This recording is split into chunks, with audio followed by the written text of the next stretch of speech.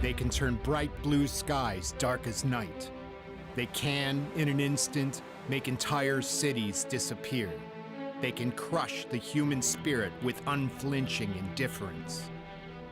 They are natural disasters, unforgiving forces of nature that bend steel, smash concrete, and rip human bodies to shreds. Rampaging floods, roiling oceans, boiling mountains of lava. The beauty of nature can turn on a dime, creating some of the most horrific events ever recorded in human history. Names like Vesuvius, Galveston, even Hurricane Diane are tragic reminders of an unbridled power unleashed without warning.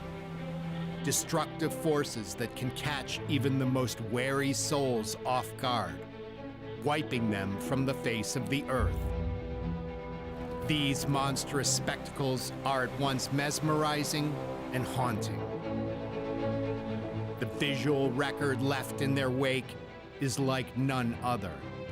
Now, using restored film footage and high-definition photography, we can dig deep beneath the madness and the rubble to explore what happens to cities, towns, and people when Mother Nature decides to let loose.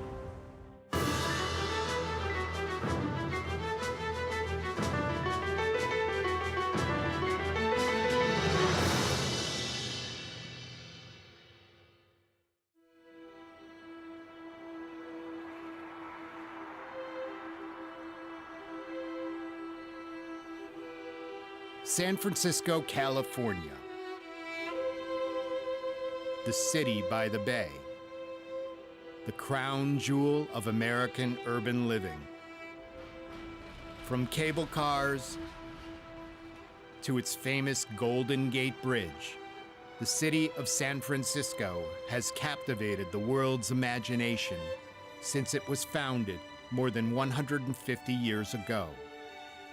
But San Francisco's rolling hills in this beautiful city were formed out of violence.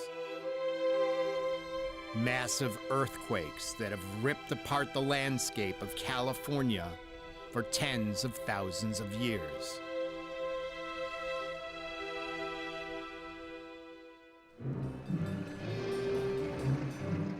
In April 1906, no one knew that one of those temblors was about to bring San Francisco to its knees.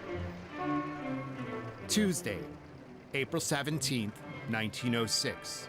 It's the opening night of the Metropolitan Opera's stint at the Mission Opera House. Famed tenor Enrique Caruso sings the final notes of Carmen.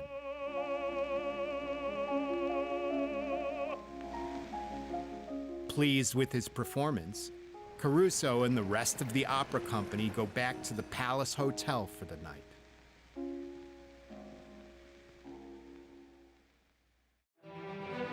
From the Victorian mansions on Nob Hill to the Conservatory of Flowers in Golden Gate Park, from Market Street to Chinatown, the city sleeps.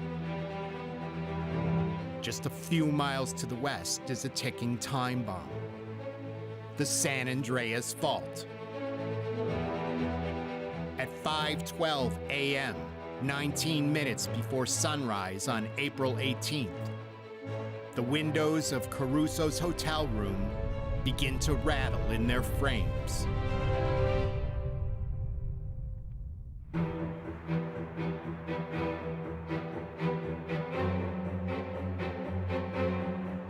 San Francisco lies on the tip of a peninsula, surrounded by the San Francisco Bay on one side and the wide Pacific Ocean on the other. When Spanish explorer Don Gaspar de Portola arrives in 1769, he finds 5 towns populated by members of the Yuluma tribe. The Spanish explorers name the settlement Yerba Buena and establish a mission in 1776. It takes only 2 generations for the indigenous population to vanish.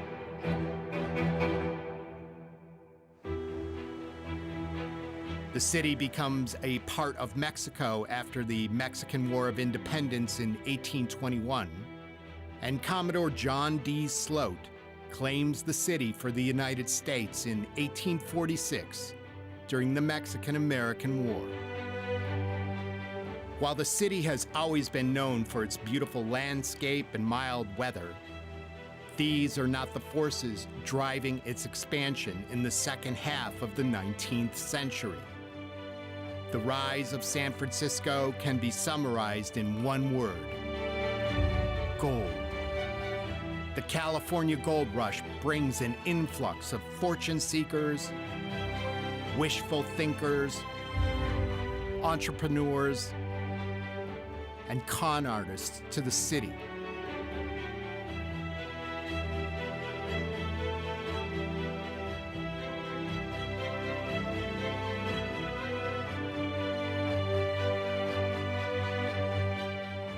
The population of San Francisco jumps from 1,000 in 1848 to 25,000 by the end of 1849. These people will come to be known as the 49ers, named after the year in which many of them arrive in California. On September 9th, 1850, Congress votes to make California the 31st state.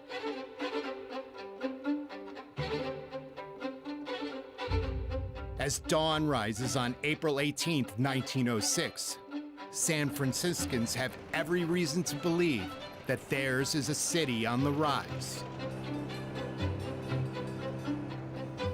The city's population has grown to about 400,000. It has survived the boom and bust of the gold rush. It has survived the first outbreak of bubonic plague in North America. San Francisco is quickly becoming a world-class cosmopolitan city. But what an awakening, opera singer Enrico Caruso writes. I wake up about 5 o'clock, feeling my bed rocking as though I am in a ship on the ocean. I get up and I go to the window, raise the shade and look out.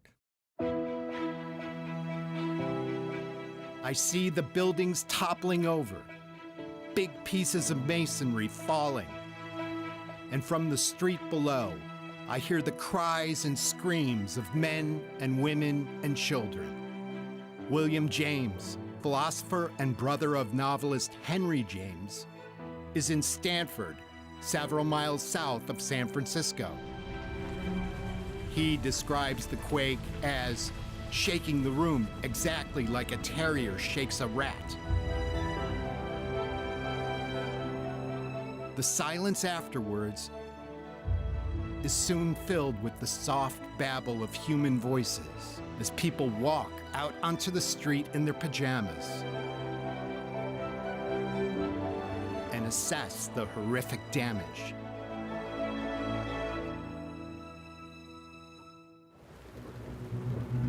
May 31st, 1889. Heavy rain has been falling in western Pennsylvania for days. The 30,000 residents of Johnstown go about their daily business. Theirs is a town that is one of the centers of the nation's steel production. The Little Conemaugh River quietly rolls past the town of Johnstown, not even hinting at any danger. But 14 miles upriver, the decrepit South Fork Dam, which is 930 feet across and 72 feet high, slowly springs a leak. Rising against the South Fork Dam is Lake Conemaugh, owned by the wealthy and exclusive South Fork Fishing and Hunting Club, a resort destination for robber barons of the age, like Andrew Carnegie and Andrew Mellon. This is their personal playground. And though they may be geniuses at building businesses, doing maintenance on the dam that protects their cherished lake is very low on their priority list.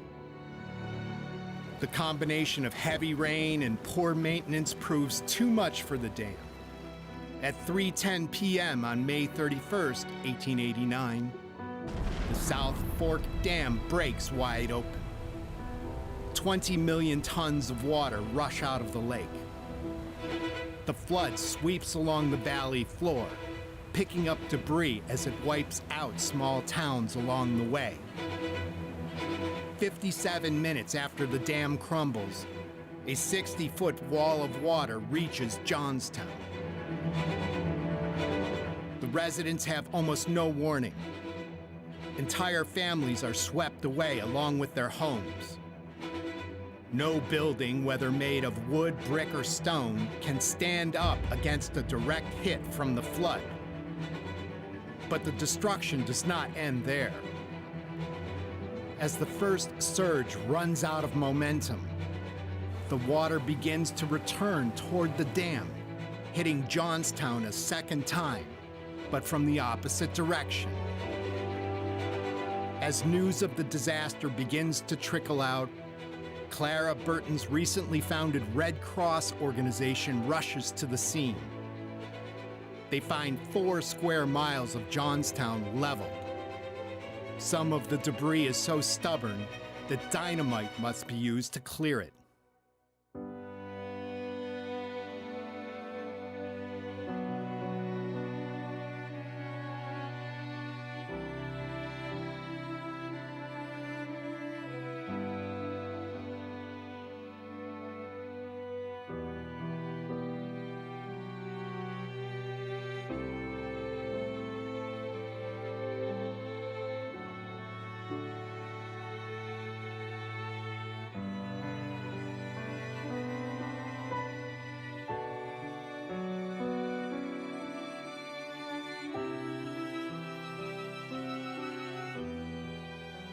$2,209 people die. Up until that time, it is the largest loss of life in a natural disaster in the history of the United States. But the Johnstown flood will hold that morbid distinction for only 11 years. Because on September 1st, 1900, the U.S. Weather Bureau reports that a ferocious storm is forming southeast of Cuba, and it is headed straight towards Galveston, Texas.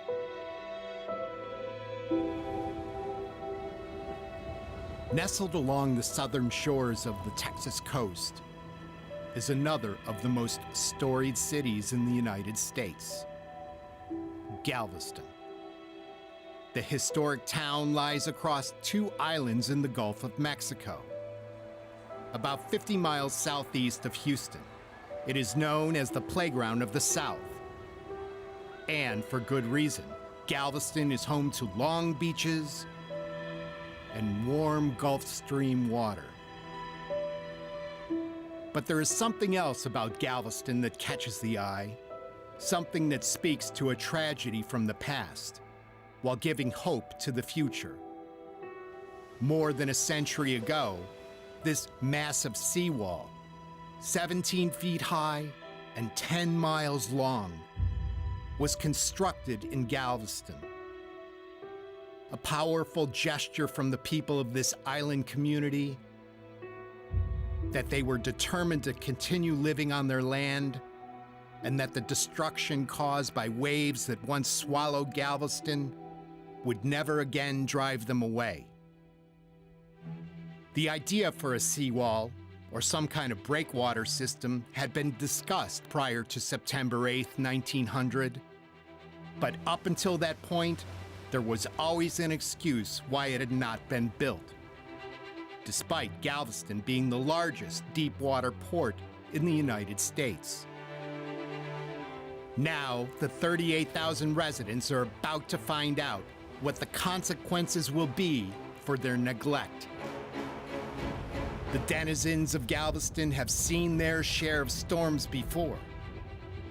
So in early September 1900, no one is particularly alarmed when the Weather Bureau begins to send out warnings about a tropical storm forming near Cuba. But in the early morning hours of September 8th, residents wake up to 120-mile-an-hour winds buffeting their houses. When they look out their windows, instead of the streets they are used to seeing, they see 4 feet of surging water. A nearly 16-foot storm surge overtakes the islands. The city is leveled.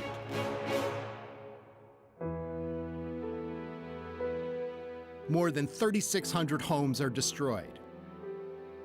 The storm surge knocking houses off their foundations and turning them into kindling wood. Anything and anyone in the storm's path is no more. In a letter, survivor Charles Law writes, "On Sunday morning, after the storm was all over, I went out into the streets. I gazed upon dead bodies lying here and there, the houses all blown to pieces, women, men, and children all walking in the streets in a weak condition with bleeding head and bodies and feet all torn to pieces with glass, where they had been treading through the debris of fallen buildings."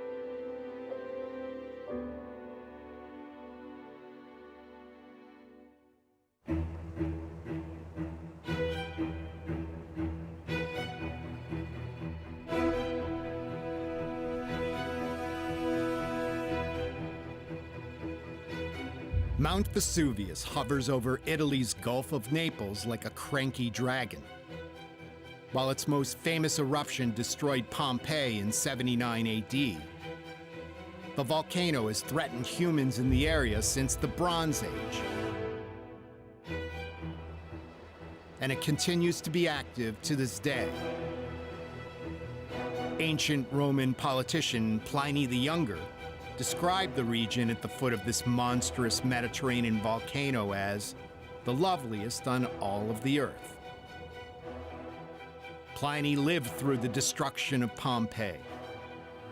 He said the cloud of ash that destroyed the town was like an umbrella of pine, for it rose to a great height on a sort of trunk and then split off into branches.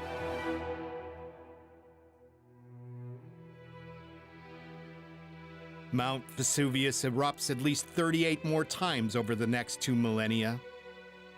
Despite this violent history, the area's natural beauty never fails to draw locals and vacationers to all of the towns in the red zone. Ironically, it is the ash from the dangerous volcano that makes the soil perfect for local agriculture, including grape production. Sightseers come from all walks of life. In May 1938, just 2 months after Germany annexes Austria, Adolf Hitler's girlfriend, Eva Braun, visits the volcano.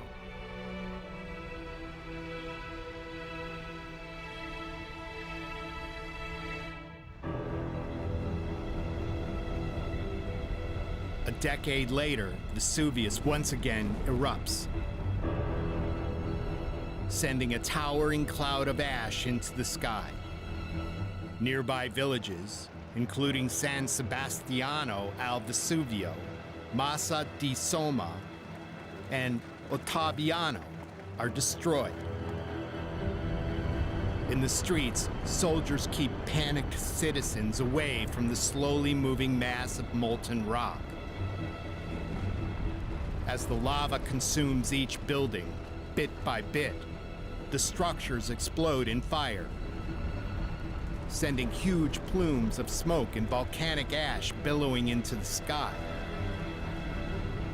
Residents and soldiers stand helplessly by as the volcano advances. What had first seemed like a small piece of lava soon built into something more than 2 stories high. Building after building explodes and falls victim to the merciless monster of nature, a disaster in slow motion like none other. Residents witness the destruction of an entire town a few fleeting moments at a time.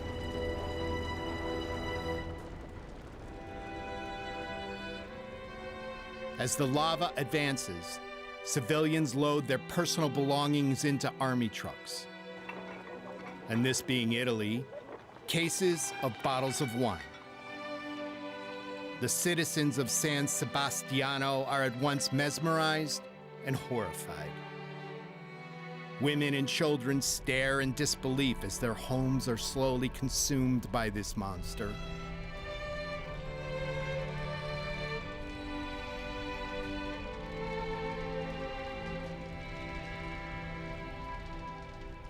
Everything in the lava's path is destroyed.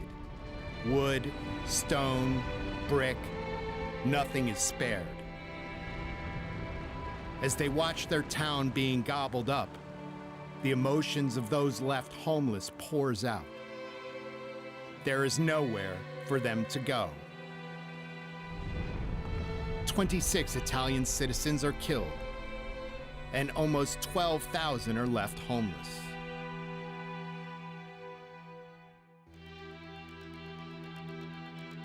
The 340th Bomb Group of the U.S. Army Air Forces is stationed near Mount Vesuvius at Terzingo.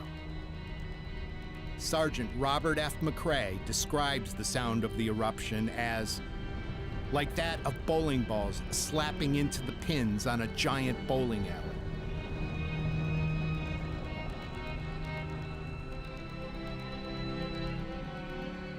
Nearly 80 U.S. bombers are damaged or destroyed by the suffocating layer of hot ash. Falling rocks tear holes in protective fabric of airplanes, smash through plexiglass cockpit windows, and wreck their wings. In the shadow of the great mountain, even the great machines of war are like toys. Nothing is, or ever will be, safe.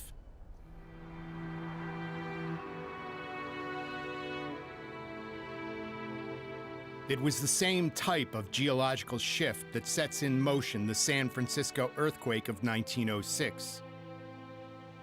The epicenter of the quake is about 2 miles off the San Francisco coast, near a geological outcropping called Muscle Rock. While the 1906 earthquake is the largest in many years, it is not the first for San Francisco. Leading up to then, the area had been punctuated by minor quakes. It is possible that the increased activity is, like much of San Francisco's history to this point, related to gold. Hydraulic mining near fault lines during the gold rush may have contributed to the string of earthquakes. While the major earthquake itself lasts for only about 42 seconds, the destruction is just beginning.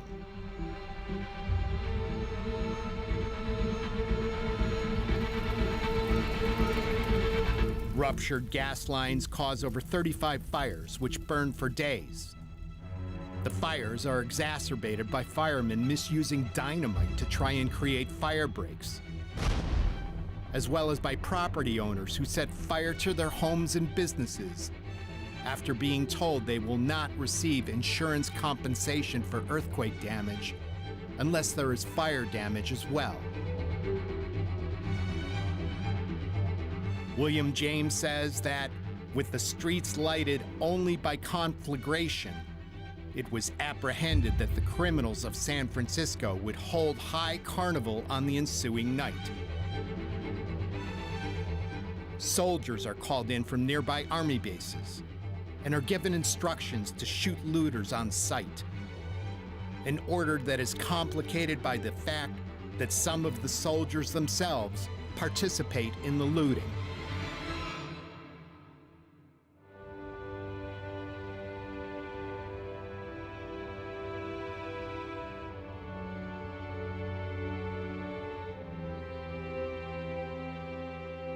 When the smoke finally clears, 3,000 people have lost their lives. 28,000 buildings have been destroyed.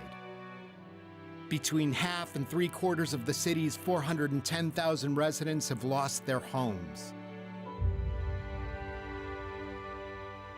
Many stay in tent cities and refugee camps, some for more than 2 years. The Army builds 5,610 relief houses. Other people simply leave the city and never return.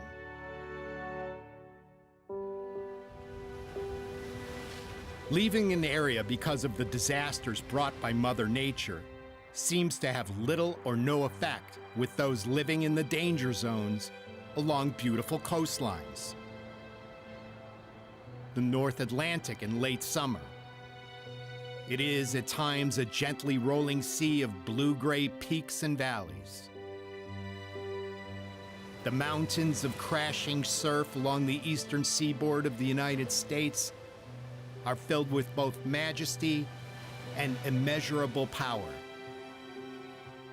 But its sublime beauty is a double-edged sword. This stretch of massive oceanfront from Florida north to New England is often visited by a witch's brew of violent, massive storms that sometimes take days to form thousands of miles away and sometimes appear without warning overnight.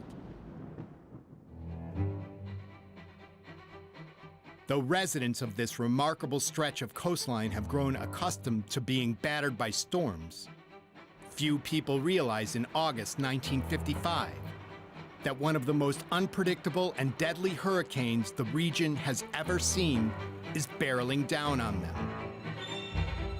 On August 15th, news services up and down the eastern seaboard report about a storm headed toward the North Carolina coast. As with all other hurricanes, the National Oceanic and Atmospheric Administration gives this one a name: Hurricane Diane. It's bad news for the residents of North Carolina. They have just begun to recover from Hurricane Connie, which had roared through the state just days earlier. But mercifully, Hurricane Diane passes through the state and does little damage. Diane is downgraded to a tropical storm, and it moves north along the East Coast. The Weather Bureau's report for New England that night is partly cloudy with a chance of showers and scattered thunderstorms. Residents of the region breathe a sigh of relief as they head to bed on the evening of August 17th. But later that night, rain begins to fall. And fall, and fall. Nearly 20 inches worth. What was believed to have been a passing rainstorm has turned into a tidal wave unleashed by the sky. During the early morning hours, it is obvious that the deluge that was Hurricane Diane is not yet finished with the eastern seaboard of the United States.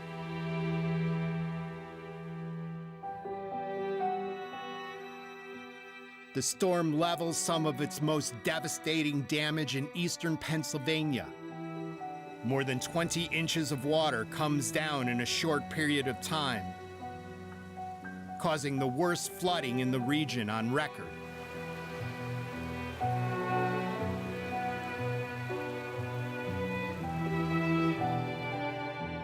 The areas in and around Strasburg, Pennsylvania, feel the worst of Diane's wrath. Rushing waters demolish about 150 road and railway bridges. Trains are stopped dead in their tracks or washed into rivers.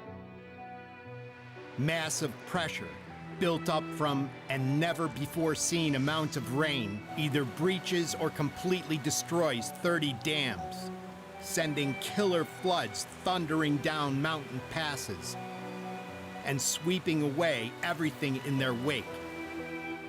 Flooding covers 2/3 of the state of Connecticut. Much of southern Massachusetts, from its border with the state of New York to the Atlantic Ocean, is flooded.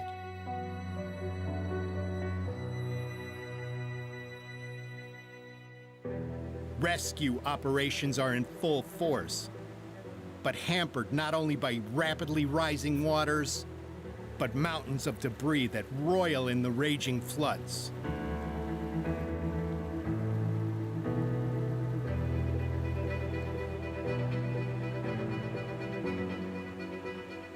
Throughout New England, more than 200 dams are destroyed. In the Massachusetts town of Southbridge, all hell breaks loose. Houses are tossed about like toys. Pictures from the city show the wooden timbers from buildings snapped like twigs. In its wake, the flood leaves 10-foot blankets of mud inside homes and businesses, like this W.T. Grant department store. It will take weeks for workers using their hands, shovels, and wheelbarrows to remove the debris. In some places ravaged by the flood, there is no debris, only the foundation of what was once rows of houses. Tens of thousands of people are now homeless and sift through the silt and watery soot, desperate to find anything they can salvage from their destroyed lives. Earth-moving equipment is brought in.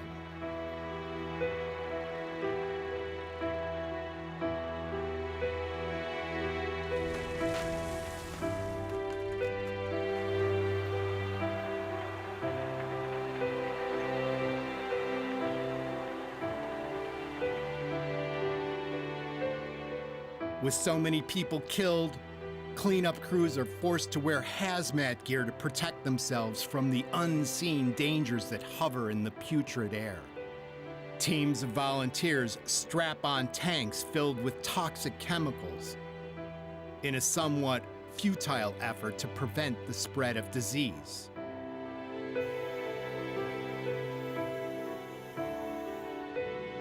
U.S. President Dwight D. Eisenhower arrives to get a first-hand look at the devastation.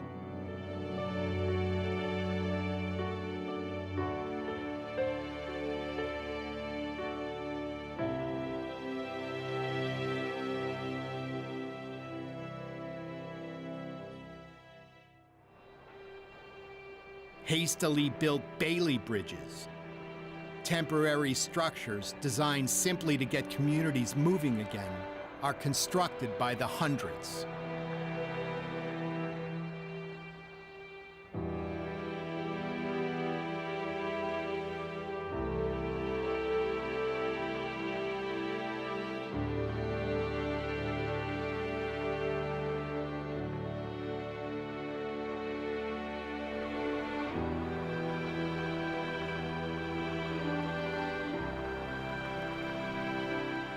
Drinking water is at a premium. And the U.S. military becomes an instrumental part of breathing life back into storm-damaged cities and towns. President Eisenhower declares parts of New England disaster areas. When the rain finally stops, 90 people are dead, and $540 million worth of damage must be accounted for.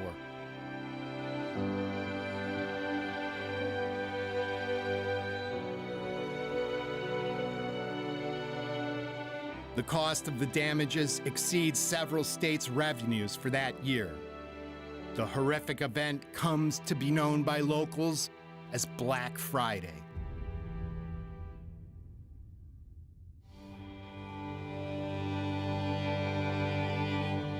Across the treacherous Atlantic Ocean, from the towns hit by Black Friday, is another natural disaster with a color denomination. the White Death. Many people call the snow-daubed mountains of the Alps home.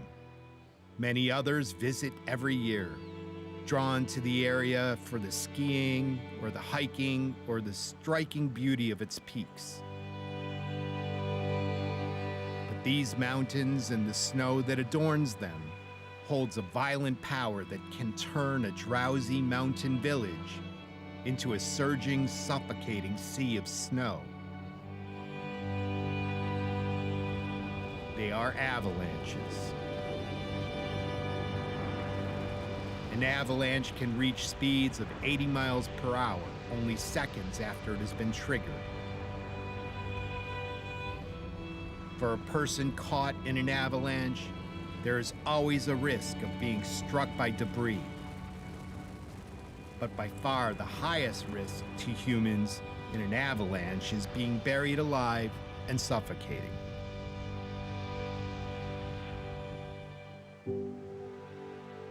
January in the Austrian Alps is cold and quiet. The days are short and the snow is heavy. The popular skiing destination of Dammules in the extreme west of the country boasts the most annual snowfall of any village in the entire Alps, more than 30 feet a year. Only 15 miles away from Dammules is the tiny town of Blanche. Population 365. 1953. Late autumn in western Austria is unusually mild. Flowers still bloom in December, and the first snow doesn't fall until Christmas Eve. But the residents of Blanche know that the weather in their town can change in an instant.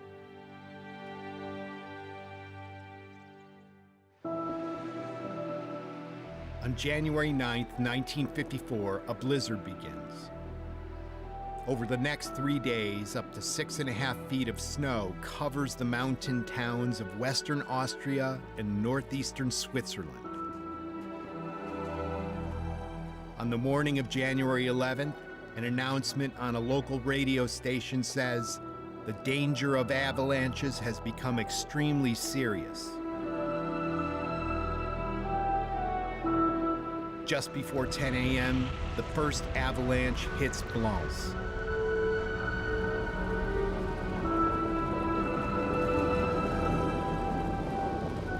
"82 people are buried alive, 34 die.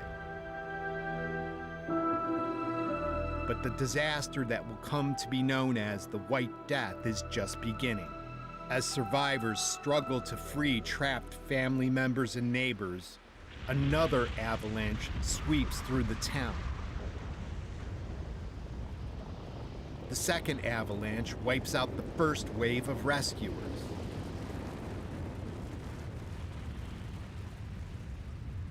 The snow rumbles to a stop.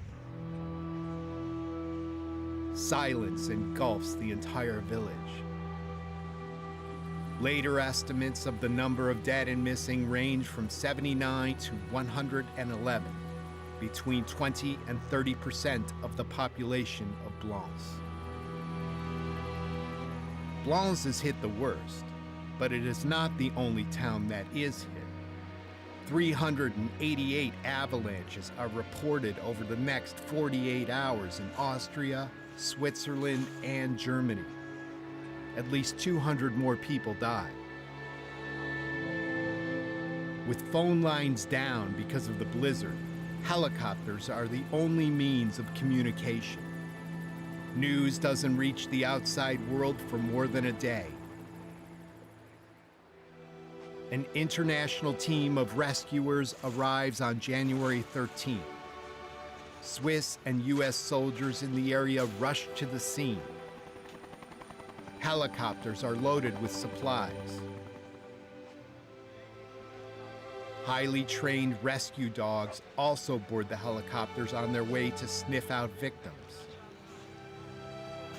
Shovels are given to rescuers as they begin to dig. Some wear skis and are sent farther into the mountains to search for survivors. But the rescue operation itself is not without its dangers. Despite careful planning and mapping out of the routes, many of those who try to help end up joining the ranks of the dead and the missing.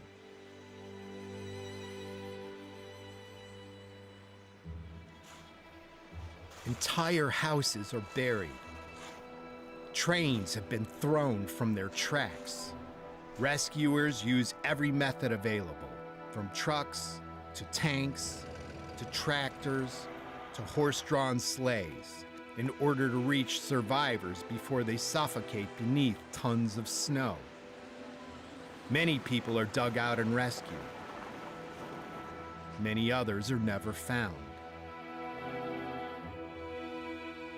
Survivors and dead alike are dragged away from the destruction zone on sleds. Those in the most critical condition are airlifted from the scene. When space is limited, rescuers improvise. They even strap some survivors to the roofs of military vehicles in order to get them to hospitals as quickly as possible. Since the avalanche, the town of Blanche has been rebuilt. But etched in its history is this day in 1954, when the town was put on the map and nearly wiped from it.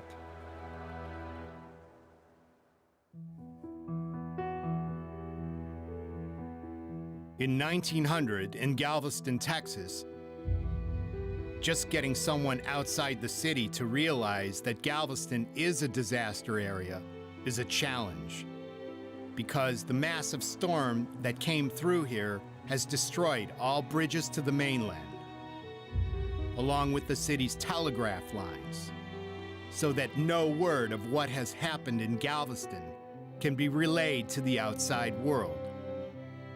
It takes a full day before one of the few ships in Galveston Harbor that survived the storm to travel across the bay to Texas City and relay a message that Galveston is in ruins. When rescue workers finally arrive, they find the dead are everywhere. Estimates range from 6,000 to 12,000 people are killed. No one knows the exact number for sure. Most of the dead had drowned or been crushed in floating islands of debris that circled in the thrashing sea. At least 30,000 people are left homeless. It's said that many survived the storm, but they die after being trapped in wreckage for days. Horrifically, rescuers report that as they walk on mountains of shattered homes looking for survivors, they can hear the screams of those buried alive beneath their feet. The bodies are so numerous that burying all of them is impossible.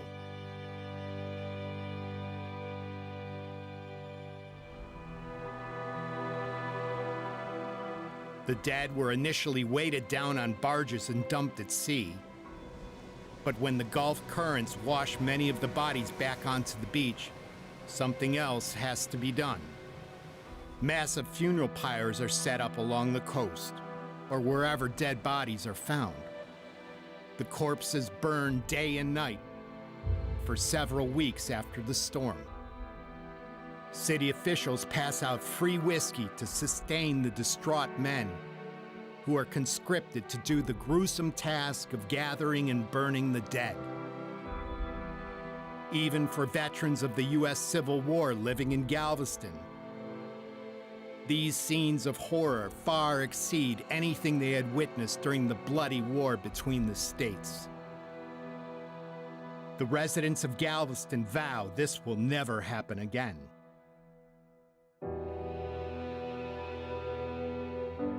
The city builds a living monument to those killed, a seawall that remembers what happened and protects those who remain. Not only is there now a 17-foot-tall wall, 10 miles long, but 14 million cubic feet of sand is used to raise the level of the island by 10 feet.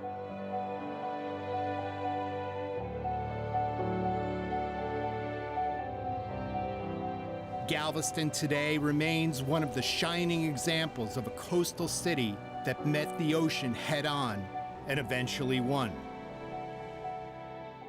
But the devastation caused that horrible day in the year 1900 remains the deadliest natural disaster in U.S. history.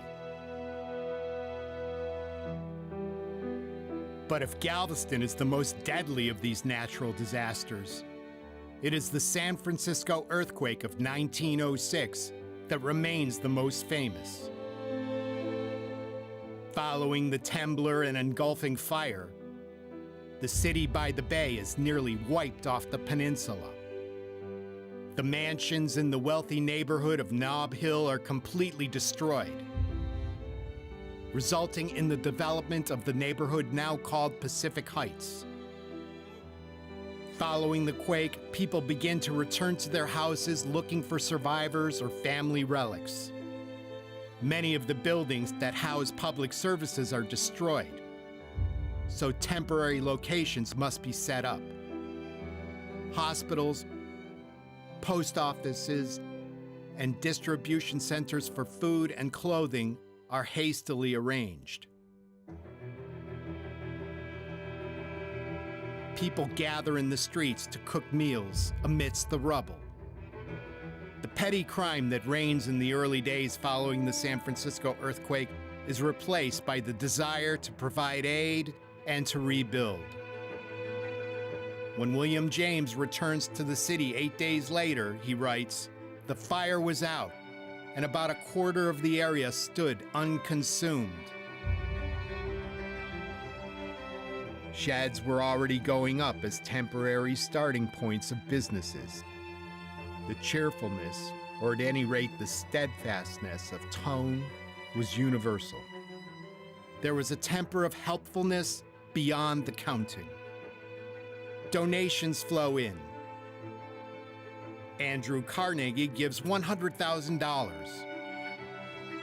Standard Oil also gives $100,000. The United States government votes to send the city $1 million. But these donations are actually a drop in the bucket.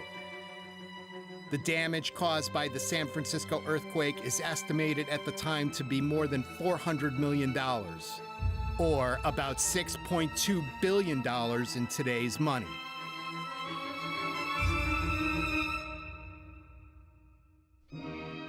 Novelist H.G. Wells is in New York City when news of the earthquake arrives. He is surprised by the reaction.